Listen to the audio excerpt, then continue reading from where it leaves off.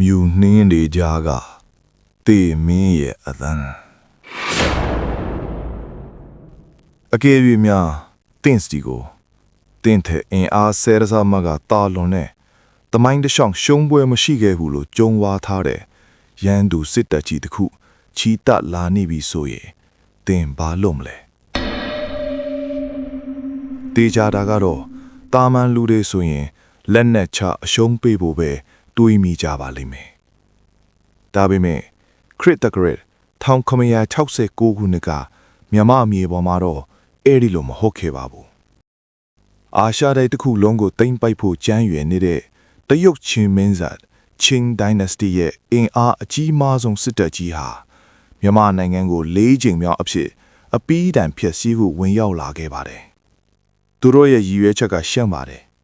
။မြန်မာဆိုတဲ့နာမည်ကိုကမ္ဘာမြေပုံပေါ်ကနေဖျောက်ဖျက်ပစ်ဖို့ပါပဲဒါပေမဲ့သူတို့လုံးဝမသိခဲ့တဲ့အချက်တစ်ချက်ရှိနေခဲ့တယ်သူတို့ချီတက်လာနေတာဟာအောင်ပွဲစီကိုမဟုတ်ပဲသူတို့တတက်လုံးအသက်ပြင်ဆင်ထားတဲ့အကျယ်ဆုံးသောတင်ချိုင်းချင်းကြီးစီကိုဆိုတာပါပဲဒီနေ့ဗီဒီယိုမှာတော့သမိုင်းစာအုပ်တွေထဲမှာအချင်းချုပ်လောက်တာဖတ်ခဲ့ရဘူးတဲ့မြန်မာသမိုင်းမှာသွေးထွက်တန်းယူအများဆုံးဖြစ်ခဲ့တဲ့ငါးယုံတိုက်ပွဲရဲ့အမှောင်ဖုံးခဲ့တဲ့လျှို့ဝှက်ချက်တွေအင်အားဆယ်ဆသားတဲ့ရန်သူကိုညာတွင်ချင်းအမြင့်ချက်ခဲ့တဲ့မြမစစ်ဖြူဟာကျူကြီးရဲ့ကြက်တီးထပွဲစစ်ဖြူဟာတွေကိုရုပ်ရှင်ကားတကားလိုတင့်မက်ဆီရှေ့မှာပြန်လဲအသက်သွင်းပေးသွားမှာဖြစ်ပါတယ်အချိန်ကကုန်းပေါင်ခေ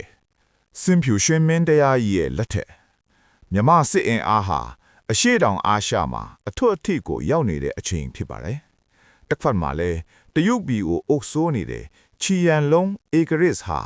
သူ့ရဲ့နယ်ချက်အာဏာစက်ကိုချဲ့ထွင်မှုအငမ်းမရဖြစ်နေခဲ့တယ်။ပထမအကြိမ်ဒုတိယအကြိမ်တတိယအကြိမ်တရုတ်တွေမြန်မာကို၃ကြိမ်တိုင်ကျူးကျော်ခဲ့ပေမဲ့အရှက်တကွဲအကျိုးနဲ့ဆုတ်ခွာခဲ့ရပဲ။ဒါဟာကမ္ဘာအင်အားအကြီးဆုံးလို့ကိုသတ်မှတ်ထားတဲ့ချီယန်လုံဧဂရစ်အတွက်တော့ပါးကိုခက်ရိုက်ခံရတယ်လို့ပါပဲဒေါသအမျက်ချောင်းထွက်နေတဲ့ဧဂရစ်ဟာစတုထအကြိမ်မြောက်ကျူးကျော်စစ်ကိုဆင်နွှဲဖို့အမိန့်ပေးလိုက်ပါတယ်ဒီတစ်ကြိမ်မှာတော့ရန်သူဟာအရင်လိုမဟုတ်တော့ဘူးအင်အားသိမ့်ချီပါဝင်ပြီးအကောင်းဆုံးတန်ချက်ကားတွေအမြောက်တွေတက်ဆင်ထားတဲ့အထူးတပ်မကြီးဖြစ်ပါတယ်ရည်ရွယ်ချက်ကအင်းဝကိုမြေလန့်ဖို့ဒါပေမဲ့အင်းဝနန်းတော်ထဲမှာတော့ကြောက်ရွံ့တုန်လှုပ်နေတဲ့အရေးအယောင်တစ်စက်မှမရှိခဲ့ဘူး။စင်ဖြူရှင်မင်းရဲ့ယုံကြည်မှုကိုအပြည့်အဝရရှိထားတဲ့စစ်ဗိုလ်ချုပ်နှစ်ယူရှိတယ်။သူတို့ကတော့ဗိုလ်ချုပ်အဘယကာမဏိနဲ့လက်ဝဲဝင်းမှုတို့ပဲဖြစ်ပါတယ်။ရန်သူကအင်အားများတယ်။ထိတိုက်ရင်ဆိုင်ရင်ငါတို့အကြဆုံးများလိမ့်မယ်။အဘယကာမဏိရဲ့အထံဟာတည်ငြိမ်နေတယ်။သူတို့ဟာရန်သူကိုကြောက်နေတာမဟုတ်ဘူး။ရန်သူရဲ့အင်အားကိုတေချာတွက်ချက်နေတာဖြစ်ပါတယ်။သူတို့ရဲ့ဗျူဟာကရိုးရှင်းပေမဲ့အလွန်ရစ်ဆက်ပါတယ်။ရန်သူကိုကျေပြတ်တဲ့လွင်မြင်တွေမှာမတိုက်ဘူး။မြမတောတောင်တွေရဲ့အနက်ရှိုင်းဆုံးအစိတ်အပိုင်းတွာလာရအခက်ခဲဆုံးနေရာတစ်ခုဖြစ်တဲ့ငါယုံဆိုတဲ့အရက်စီကိုမြားခေါ်သွားဖို့ပါပဲ။တရုတ်စစ်တပ်ကြီးဟာမြမတောတောင်တွေရဲ့အပူဒဏ်ချင်းရင်မှတ်နဲ့ငဖျားယောဂါတွေကိုအန်တုရင်တဖြည်းဖြည်းချင်းခြိတက်လာခဲ့တယ်။သူတို့ထင်ထားတာကမြန်မာတွေကြောက်လန့်ပြီးထွက်ပြေးနေပြီလို့ပါ။ဒါပေမဲ့သူတို့မသိခဲ့တာကအဘယအဂါမဏိနဲ့လက်ဝဲဝှင်းမှုတို့ဟာသူတို့ကိုတေမင်းရဲ့ထောင်ချောက်ထဲကိုတဖြည်းဖြည်းချင်းဆွဲသွင်းနေတယ်ဆိုတာကိုပါပဲ။ညအမောင်ထုဟာဒေါအုပ်ကြီးတစ်ခုလုံးကိုဖုံးလွှမ်းသွားပြီ။တရုတ်စစ်စခန်းမှာတော့မိဘုံတွေဖိုထားနေကင်းသမားတွေလဲ့လဲနေကြတယ်။သူတို့ရဲ့မျက်နှာပေါ်မှာမောပန်းမှုနဲ့အတူအမည်မသိကြောက်ရွံ့မှုတွေစတင်ဝင်ရောက်နေပြီဆိုတာမြင်သာနေပြီသူတို့ကြောက်နေတယ်လို့ကျွန်တော်မပြောပါဘူးဒါပေမဲ့ကင်းလဲနေတဲ့တရုတ်စစ်သားတယောက်ရဲ့လက်ဖြားတွေတုံရီနေတယ်လေတိုက်လို့တရွက်လွတ်တန်ကြားတာနဲ့တင်သူ့ရဲ့လမ်းကိုချစ်ပအောင်စုပ်ကင်ပြီးချွေးစေးတွေပြန်လာတယ်သူတို့ခြေချထားတဲ့မြေကြီးတိုင်းရှူရှိုက်နေတဲ့လေရုအတိုင်းမှာတေးချင်းစရာကောင်းတဲ့အငွဲ့အသက်တွေပြည့်နေနေတယ်ဆိုတာသူတို့ခံစားနေရတယ်တစ်ဖက်မှာတော့လာရောင်တောင်မချတဲ့အမောင်တောအုပ်ထဲမှာမြန်မာစစ်တီတွေဟာအရေးတွေလိုငြိမ်သက်နေကြတယ်ဘွတ်အိုင်တွေထဲမှာ တစ်ပင်ထက်တွေမှာခြုံပုတ်တီကြားမှာအသက်ရှူသံကိုတော့မချရအောင်ထိန်းထားကြတယ်သူတို့ရဲ့လက်ထဲကဓားတွေလှန်တွေဟာရန်သူသွေးကိုတောက်တုံးဖို့အသင့်ဖြစ်နေပြီ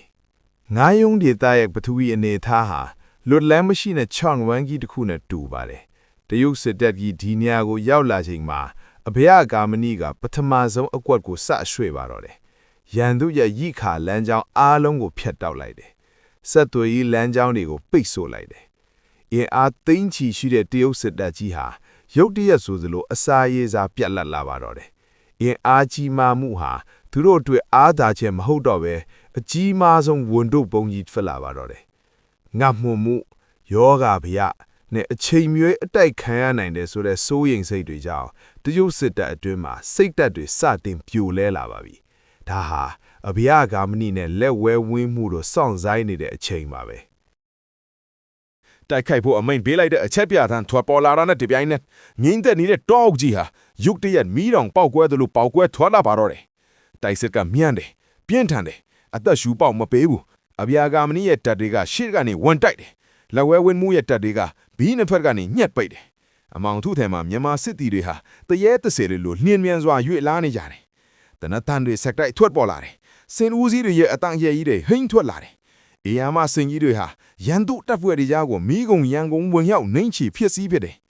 တရုတ်စစ်တပ်ရဲ့တန်ချက်ကားတွေအမြောက်တွေဟာအမှောင်တွေကရုတ်တရက်တိုက်ခိုင်းမှု ambush ကိုခုခံဖို့ဘာမှအသုံးမဝင်တော့ဘူးဒါဟာအဲ့ဘွားတစ်ခုမဟုတ်တော့ပါဘူးအစုလိုက်အပြုံလိုက်တက်ချက်ချေမှုဖြစ်သွားပါပြီတရုတ်စစ်သားတွေဟာအထိတ်တလန့်နဲ့ထွက်ပြေးဖို့ကြိုးစားကြတယ်ဒါပေမဲ့လွတ်လန်းမရှိတော့ဘူးငယုံရဲ့ပထဝီအနေထားဟာသူတို့အတွက်အခိုင်အမာဆုံးလောင်ကျွမ်းဤဖြစ်နေခဲ့ပြီလက်ဝဲဝဲမှုရဲ့တက်တွေကပြေးပေါက်အားလုံးကိုတန်မနီတတိုင်းကြီးတစ်ခုလိုပိတ်ဆို့ထားခဲ့ပြီသွေးညီနတ်တွေဟာလေရုထဲမှာပြက်လွတ်နေတယ်မြေကြီးဟာရန်သူသွေးတွေနဲ့ရွှဲနေတယ်မာနထောင်လွှားခဲ့တဲ့တရုတ်စစ်ဗိုလ်ချုပ်ကြီးတွေဟာသူတို့ရဲ့မျက်စိရှေ့မှာတင်သူတို့ရဲ့ဂုံယူဝင်ကြွားလာတဲ့စစ်တပ်ကြီးဒဇက်စီပြိုကွဲပျက်စီးသွားတာကိုရင်ကွဲပလက်စောင့်ကြည့်နေခဲ့ရတယ်အင်အားဆယ်ဆသားတဲ့ညံသူစစ်တပ်ကြီးဟာညာသွင်းချင်းမှာပဲမြန်မာတွေရဲ့ခြေအောက်မှာအပီးတိုင်းဒူးထောင်သွားခဲ့ရပါပြီမနက်မိုးလင်းလာတဲ့အခါငါးယုံရဲ့မြေပြင်တစ်ခုလုံးဟာရန်သူအလောင်းတွေကျိုးပဲ့နေခဲ့လက်နက်တွေလွင့်စင်နေတဲ့အလံတွေနဲ့ပြည့်နှက်နေခဲ့တယ်ဒီတိုက်ပွဲဟာတာမန်စစ်ပွဲတစ်ခုကိုနိုင်လိုက်တာမဟုတ်ပါဘူးမြန်မာနိုင်ငံကိုအပီးတိုင်းမျိုးစိုးဖို့လာတဲ့အင်ပါယာကြီးတစ်ခုရဲ့အိမ်မက်ကိုအမြင့်ကနေဆွဲနှုတ်လိုက်တာခဲ့ပါတယ်ဒီရှုံးနိမ့်မှုကြီးကြောင့်ချီရန်လုံးအေဂရိရဲ့မြန်မာကိုတိမ့်ပိုက်လို့တဲ့ရီမန်းချက်ဟာအပီးတိုင်းရက်တန့်သွားခဲ့ရတယ်နောက်ဆုံးမှာတော့တရုတ်တွေဟာသူတို့ရဲ့မာနကိုချပြီးမြန်မာတွေနဲ့ကောင်းတုံစားချုပ် Treaty of Countang ကိုမဖြစ်မနေလက်မှတ်ရေးထိုးခဲ့ရပါတော့တယ်အဘယကာမဏိလက်ဝဲဝင်းမှုနဲ့မြန်မာစစ်တီတွေဟာသူတို့ရဲ့အသက်သွေးကြွေးတွေနဲ့ဒီမြေဒီရေဒီတမိုင်းကိုကာကွယ်သွားခဲ့တယ်သူတို့သာအဲ့ဒီနေ့ကကြောင်ရွံ့ပြီးလက်နက်ချခဲ့မယ်ဆိုရင်ဒီနေ့ကျွန်တော်တို့မြန်မာဆိုတာကမ္ဘာမြေပုံပေါ်မှာရှိချင်မှရှိတော့မှာပါစစ်သွဲဆိုတာလူအင်အားလက်နက်အင်အားများတာနဲ့နိုင်တာမဟုတ်ဘူးရဲရင်ချင်းဉာဏ်ပညာကြီးများမားခြင်းနဲ့မစုံမနက်တဲ့စိတ်ဓာတ်တွေကသာအဆုံးအဖြတ်ပေးတယ်ဆိုတာကိုငါးယုံတိုက်ပွဲကတမိုင်းမှာမဖြောက်နိုင်တဲ့တတ်တဲ့အဖြစ်ကြံရိပ်ခဲ့တာဖြစ်ပါတယ်တမိုင်းဆိုတာအတိတ်ကအကြောင်းအရာတွေကြီးပဲမဟုတ်ပါဘူးကျွန်တော်တို့ရဲ့ပစ္စုပန်နဲ့အနာဂတ်ကသင်ခန်းစာတွေပါအခုသင်ကိုမေးခွန်းတစ်ခုမေးကြည့်ပါလေအကယ်၍သင်ဟာအဲ့ဒီခေတ်ကဘူကျုအပြကာမဏိနေရာမှာသာဆိုရင်ကိုယ့်ထက်အင်အားဆယ်ဆသားတဲ့